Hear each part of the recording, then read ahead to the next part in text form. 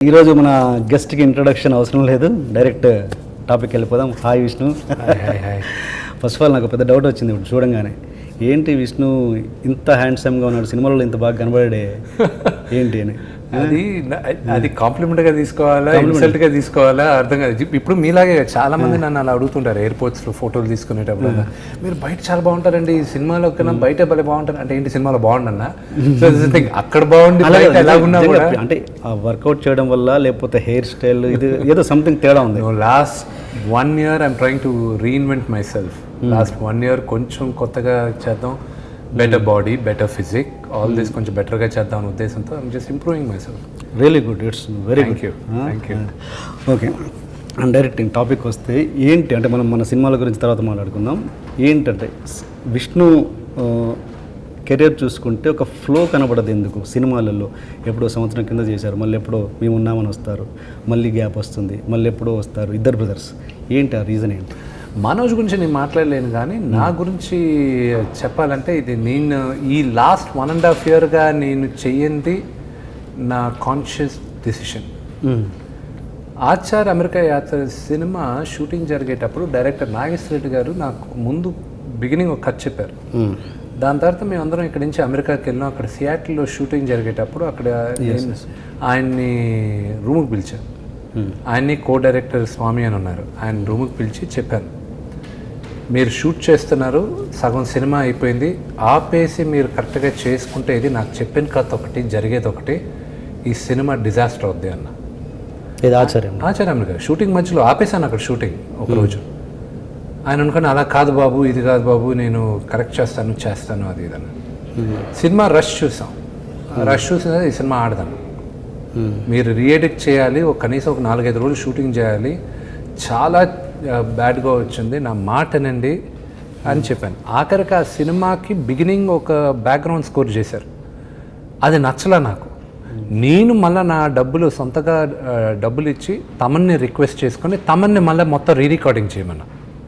ప్రొడ్యూసర్కి భారం ఉండకూడదు. పేరు రాదు కదా దాంట్లో, తమన్ పేరు ఉంటుందా? తమన్ పేరు బ్యాక్గ్రౌండ్ స్కోర్ వేసారో లేదో నాకు కరెక్ట్గా తెలియదు, కానీ తమన్కి ఫోన్ చేసి, తమన్ నాకు అర్జెంట్, తమన్ ఆల్రెడీ ఇంకో మ్యూజిషియన్ ఎవరో చేశారు, నాకు నచ్చలేదు, నా కోసం చేసి పెట్టవా ప్లీజ్ అన్నాను.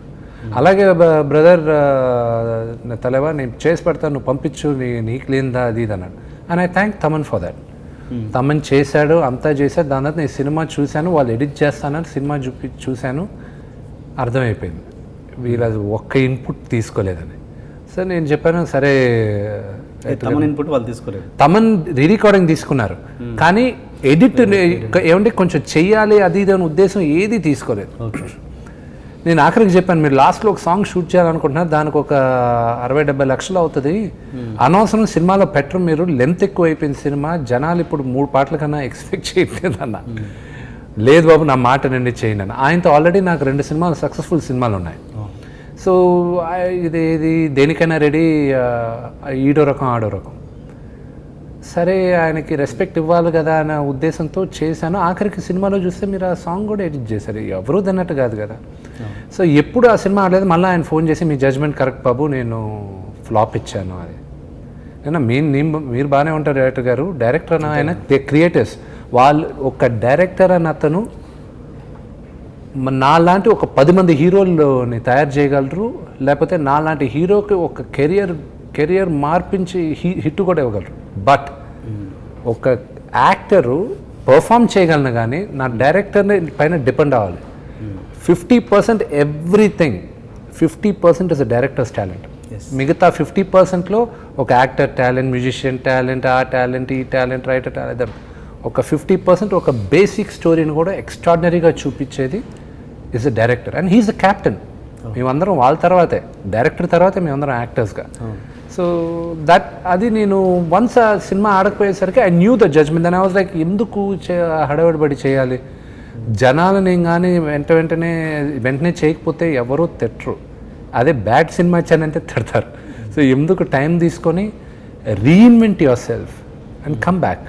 And when you come back, people should talk, అందరూ మాట్లాడాలా, he came back, he did something good, gap తీసుకునే దానికి ఒక రీజన్ ఉంది అని. అంటే అంతకుముందు చేసినవి కూడా ఎక్స్పీరియన్స్ అయినాయి కదా, ఇప్పుడు లైక్ డైనమైట్ కావచ్చు, ఏదైనా కావచ్చు, అలాంటి బ్లండర్స్ చేశారు కదా.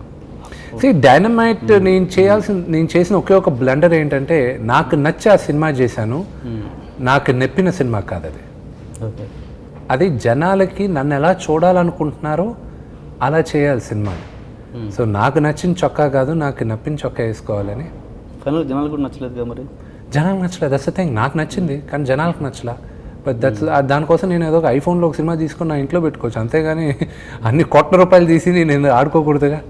సో ఐ రియలైజ్ బట్ నచ్చిన సినిమా ఆడుతుందా అనేది మనందరికి నచ్చిన సినిమానే చేస్తాం, ఆడదు అనుకొని ఎవరు సినిమాల దగ్గర. బట్ వీ నెవర్ నో ఆ సక్సెస్ని క్రాక్ చేసిన వాడు ప్రపంచంలో ఎవరు లేరు. కొన్ని ఆడితే కొన్ని ఆడవు. దేవకట్ట కూడా సాటిస్ఫై కాదు కదా, నా ఇంట్లోనే చెప్పారు తను. అది అంటే ఇద్దరికి ఏమైనా క్లాష్ వచ్చాయా? దేవకట్టకి నాకు ఎప్పుడు క్లాష్ అలా, కానీ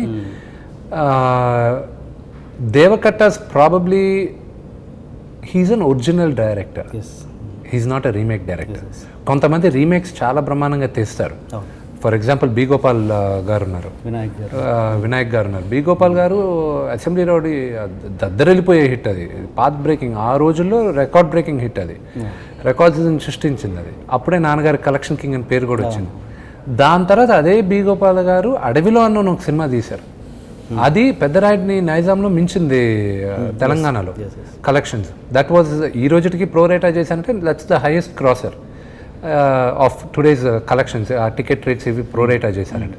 అఫ్కోర్స్ వీడు అన్నిటికన్నా అడవి రాముడు అన్నిటికన్నా పెద్ద హిట్ అనుకోండి ప్రోరేటా చేస్తే. సో ఇలాగా there are great directors, but Deva Katta is an original writer. ఆయన రాసుకున్న స్క్రిప్ట్ ఆయన చేయడానికి he's one of them. Is a very good gentlemen. And ఇంతకు తమన్ టాపిక్ వచ్చింది కాబట్టి, అది గాయత్రి తర్వాత ఆచారి గాయత్రి తర్వాత మరి అప్పటికే తమన్కి నాన్నగారికి కొంచెం చిన్న క్లాషెస్ ఉన్నాయిగా లేదా? నాన్నగారు చెప్పారు, నా ఇంటర్వ్యూలోనే చెప్పారు. మ్యూజిక్ అద్భుతంగా ఇచ్చాడు, నేను కూర్చొని చేయించుకుంటూ ఉంటాను, కానీ is a trouble some fellow. ఎట్లా అండి? దాదాపు నేను అతని ద్వారా 1.5 months 2 మాసాలు నష్టం కలిగింది. అయినా మళ్ళీ పిక్చర్కు ట్రబుల్ చేయకుండా ఉంటే అతను పెట్టుకునే అవకాశం రావచ్చు, అది అతని చేతుల్లో ఉంది. నేను టెక్నీషియన్స్ ప్రేమిస్తాను, గౌరవిస్తాను, ట్రబుల్ని మాత్రం భరించలేను. నా భార్యాబిడ్డలు ట్రబుల్ ఇచ్చినా నా శరీరం ఒప్పుకోదు. Troublesome fellow. Thaman's working style ఎలా ఉంటుంది? ఇప్పుడు నాన్నగారు కొంతమంది మేధావులతో పనిచేశారు, కీరవాణి గారితో పనిచేశారు, ఇళయరాజా గారితో పనిచేశారు, కేవి మహాదేవన్ గారితో పనిచేశారు, బప్పిలహరితో పనిచేశారు. ఇలాంటి మేధావులతో ఆయన అంత గొప్ప గొప్ప వాళ్ళతో పనిచేశారు ఆయన. ఈ జనరేషన్కి వచ్చేసరికి ఎవ్రీబడి ఆ లిటిల్ రిలాక్స్డ్. ఎవరినైనా పాట పాడమంటే లేకపోతే ఒక ట్యూన్ ఇవ్వమంటే ఇవ్వలేరు. వీళ్ళందరూ దరువేయమంటే ఇదిగో టేబుల్ పైన దరువేస్తారు, లేకపోతే కీబోర్డ్లో ఏదో ఒకటి చేసి పంపించేస్తుంటారు. ఆ స్కూల్ ఆఫ్ థాట్కి నాన్నగారికి ఫస్ట్ టైం తమన్తో కూర్చున్నప్పుడు that was more like I would say a clash of working styles. అంతేగాని తమన్ ఈ రోజుకి ఈజ్ అ గుడ్ ఫ్రెండ్. మొన్నే మాట్లాడుతున్నాం, ఏం తమన్ మనం సినిమా చేయాలి, 3 సినిమాలు కలిసి చేసాం, ఏది అంత గొప్ప లేదు, గాయత్రిలో పెద్ద హిట్ ఇచ్చాను కదా నీకు అన్నాడు. అది నీకు నాకు నచ్చింది, జనానికి నచ్చాలి కదా సాంగ్ అన్నాడు. నిజంగా బాగుంటుంది. తమన్కి నేను పర్సనల్గా చెప్పాను యాక్చువల్లీ, ఏది Ganesh song something, Hanuman song ఒకటి ఉంది.